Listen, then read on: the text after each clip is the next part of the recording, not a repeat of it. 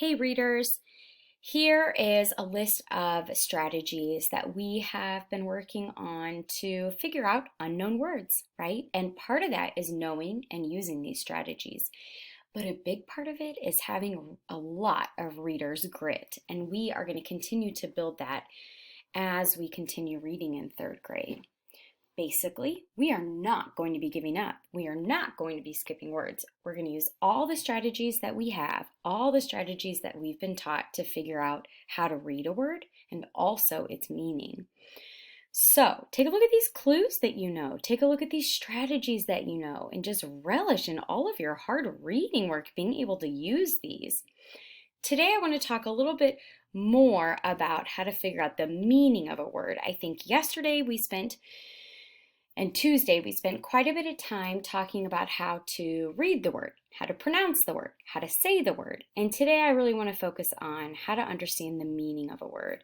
And authors will oftentimes give you lots of clues within the story to help you understand what a word means. But I know of another strategy. So before we talk about clues the author gives you, let's talk about how to figure out a word without any clues. Well, sometimes authors will put a couple of letters, a couple of sounds in front of a word, and those are called prefixes. Sometimes they'll put a couple of letters, a couple of sounds after a base word, and that's called suffixes. Now, the cool thing about these prefixes and suffixes is that they have a specific meaning. And so if you can identify the prefix or suffix, it can help you figure out what the whole word means. So you've probably heard a word maybe like pre-test, which would mean your teacher's giving you a test before he or she has taught you anything to see what you already know and what they have left to teach you.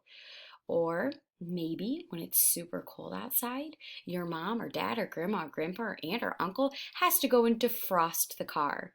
That means they're getting rid of the frost so they can see through the window. They want the opposite of that frost there. They want it clear.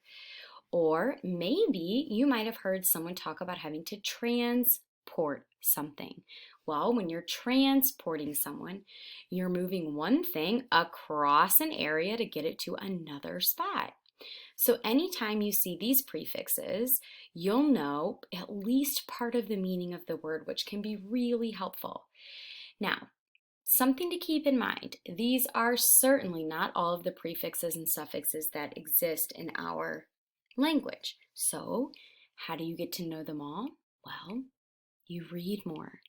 You read more every day, and as you read more, you're going to see more and more words with prefixes and suffixes, and you'll have more and more practice figuring out what those words mean.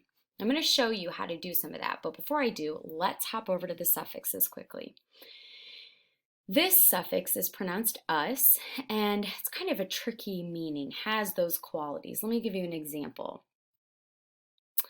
I experienced joyous emotions on my birthday, right? So that would mean I had the quality of feeling joy because of my birthday.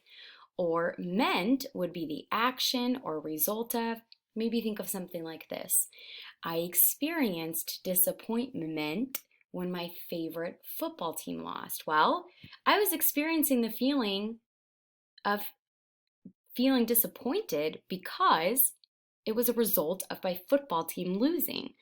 So this is kind of what would happen as the result of something else. Let's take a look at it in some sentences. So as you see, I've highlighted words that either have a prefix or a suffix, and we're going to use those meanings to help us figure out what the word as a whole would mean. The first one says, good readers answer not only what will happen, but how it will happen when they predict.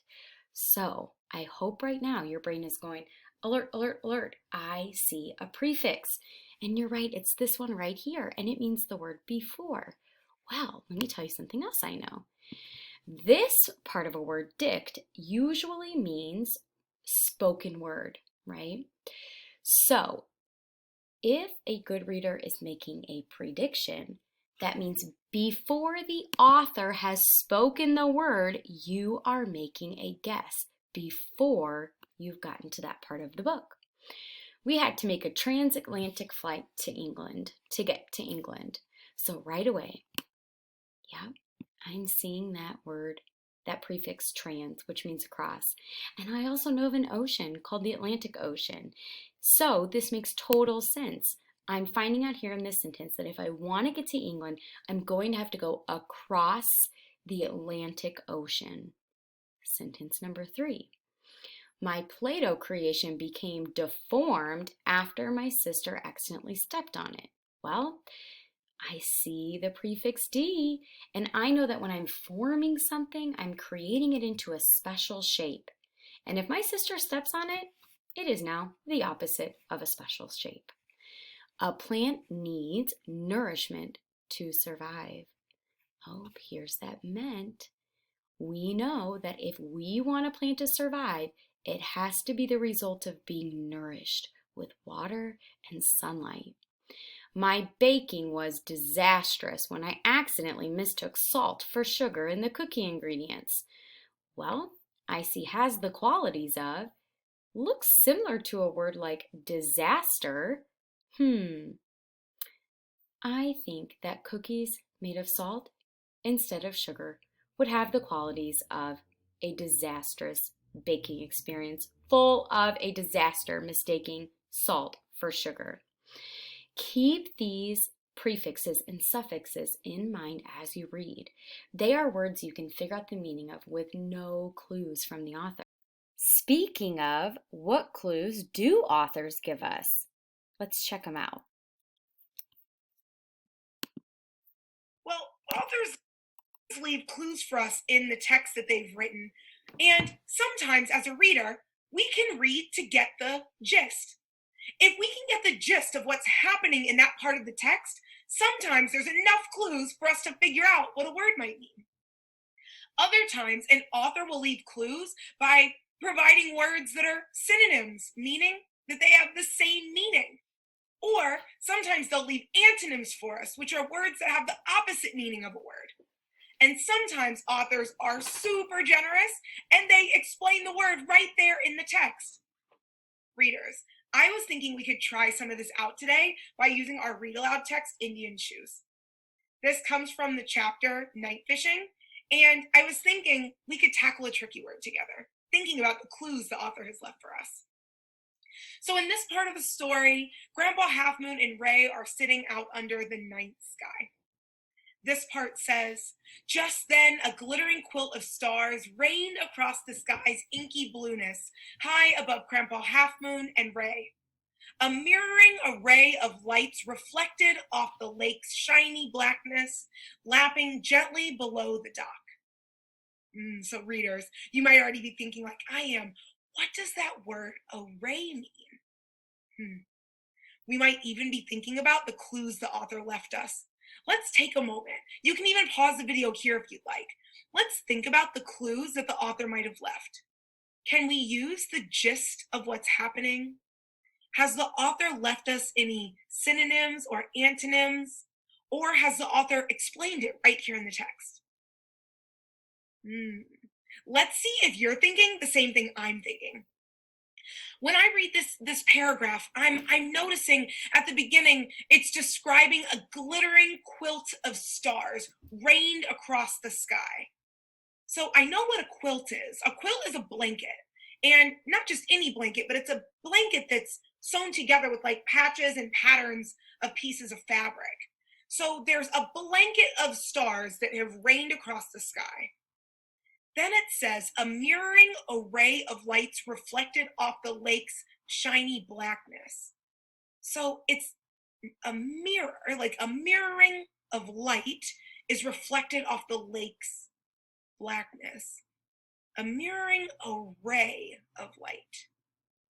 Well, I'm thinking about there's a quilt of stars in the sky, and then there's light reflecting off of the lake. So maybe a mirroring array of lights is kind of like a pattern of lights.